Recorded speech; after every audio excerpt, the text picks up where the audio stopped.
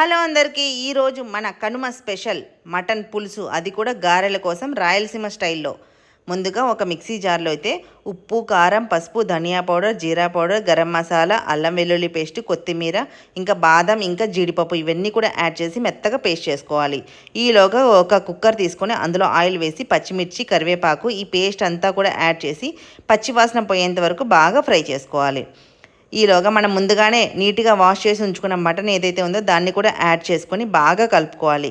మసాలా అంతా బాగా పట్టిన తర్వాత మూత పెట్టి కాసేపు వాటర్ అంతా రిలీజ్ అయ్యేంత వరకు కుక్ చేసుకోవాలి. చూస్తున్నారు కదండి, ఇలాగ ఒక లెవెల్ వరకు కుక్ అయిన తర్వాత ఇందులో సరిపడినంత వాటర్ యాడ్ చేసుకొని విజిల్ పెట్టుకోవాలండి. ఒక 3 to 5 విజిల్స్, అది మీరు మటన్ లెవెల్ని బట్టి చూసి కుక్ చేసుకోవచ్చు. ఇక్కడ రాయలసీమలో చాలా ఫేమస్ అండి ఇది. చూస్తున్నారు కదండి, మనం ప్రెజర్ అంతా తీసిన తర్వాత నిమ్మకాయ కూడా కలుపుకొని ఇంకాసేపు మరిగించి సర్వ్ చేసుకుంటే సూపర్ ఉంటుందండి.